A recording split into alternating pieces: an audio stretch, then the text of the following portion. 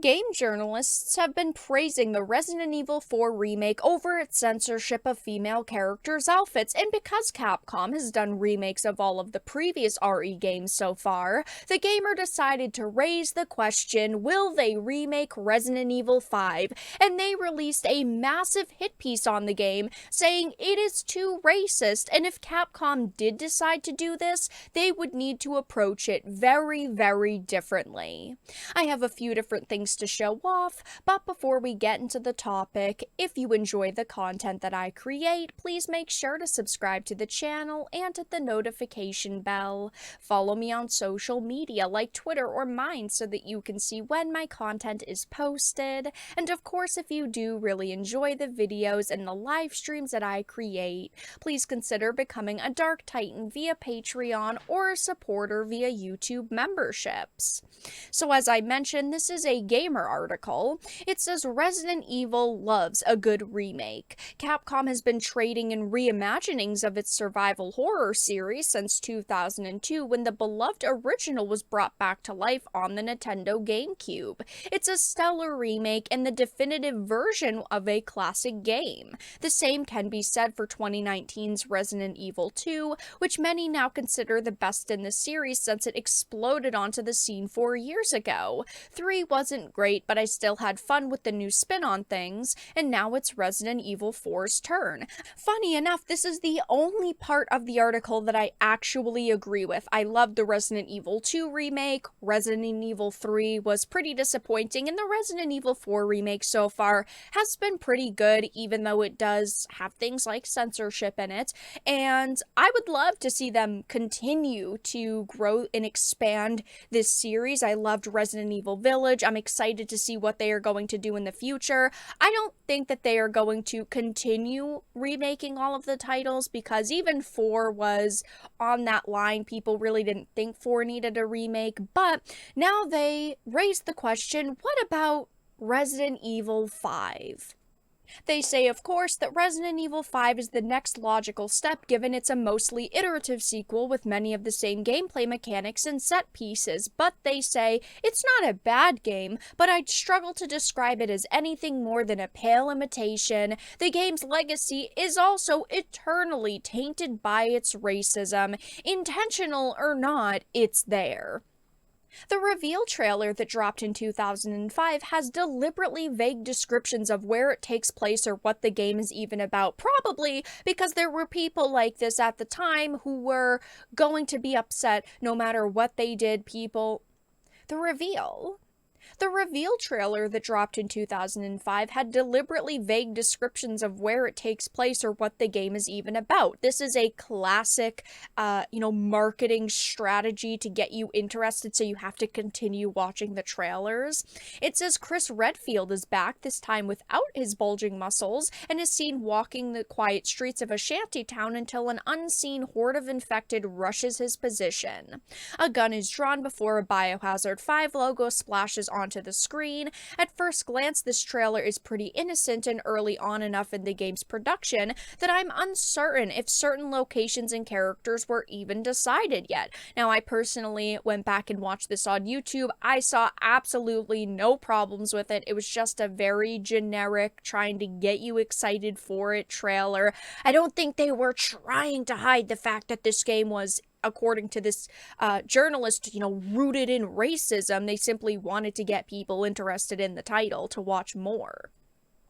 It says the E3 showing at the time wasn't nearly as lucky with its preview of the game's opening, which, without the presence of your partner Shiva, boils down to a hench white dude beating the shit out of hostile African natives. This caused backlash at the time, with the hasty addition of a mixed-race co-op partner, making it seem like Capcom was trying its best to save face and pave over its unfortunate positioning. Now, they say that there was backlash at the time. They don't link any, articles or videos or anything actually showing this. I'm sure that there was, because people like this did still exist at the time, but I bet most people were not upset about it.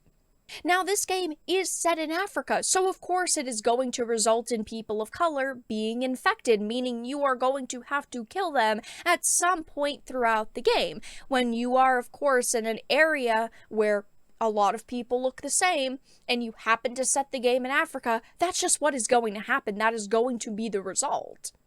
They also point out that in this game, some of the characters do look more, native. They say that they venture into the swamplands and are immediately assaulted by natives donning bamboo skirts, whose main mode of combat is throwing homemade spears while screaming in a dialect that feels ripped straight out of insensitive 30s cartoons. And that is another criticism that they have. But when you are talking about a place as big as Africa, yeah, not every single character is going to look exactly the same. You admit in this article that they venture into a different part of this place, so of course the people are going to look different. They find this offensive, but a lot of other people don't. It just boils down to a creative decision that the developers made. Do I think that this is racist? No, I think that they just didn't want all of the characters that you are fighting to look exactly the same. They wanted different types of mobs, and so they had to, be creative.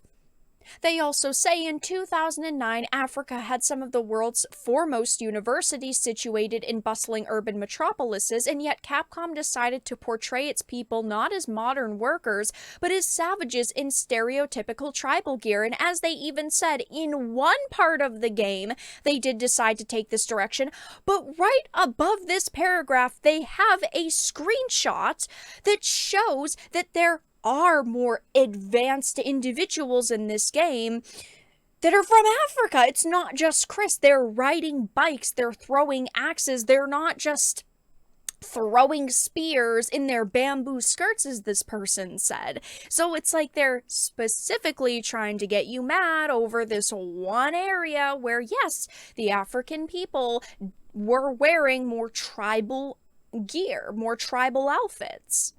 Now, this person does go on to say that a potential remake doesn't need to abandon Africa, but it needs major revisions, so they are already demanding that Capcom censors this game, that they change the whole base for this title. The problem that I face with their argument is the fact that if you are going to have a game set in Africa, not every single black individual is going to be a good guy, and that is a problem we face with current media. Is that, look at the Last of Us TV series. There were several black characters that did have prominent roles in the show, but they ended up dying. And then the show was accused of racism because the black individuals didn't end up living and continuing their story.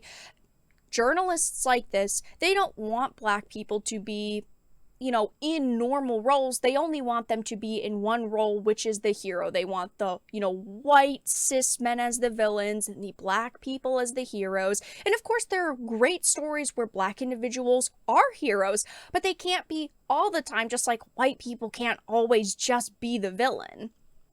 I personally don't think that they should remake 5. I don't even know if they have the guts to remake 5 because of people like this, and they know they are going to face massive backlash over it. But over the past few weeks, TheGamer has been trying to defend Capcom quite a bit. I have talked about a couple of the articles they've released, but not being able to look up characters' skirts is a win. Idiots are mad you can't look up Ashley's skirt in the Resident Evil 4 remake. So they have been praising the censorship that Capcom did in Resident Evil 4 so that, the females were not objectified and not seen as sexual objects of desire. So maybe we will get a Resident Evil 5 remake. I don't think that they have the guts to remake it, but at the end of the day, there are always going to be people like this who exist who are going to complain no matter what these companies and developers do, which is why they shouldn't be censoring their visions in the first place for people. They should be making the content that they want, and that should be the end of the story. But that's all that I really had to discuss in this video. Let everyone everyone know your thoughts in the comment section down below. If you enjoyed this and found it important and informative, please make sure to give it a like, share it, and subscribe to the channel. And of course, if you didn't, make sure to give it a dislike. I appreciate your support either way, but I will talk to you all again in the next video really soon.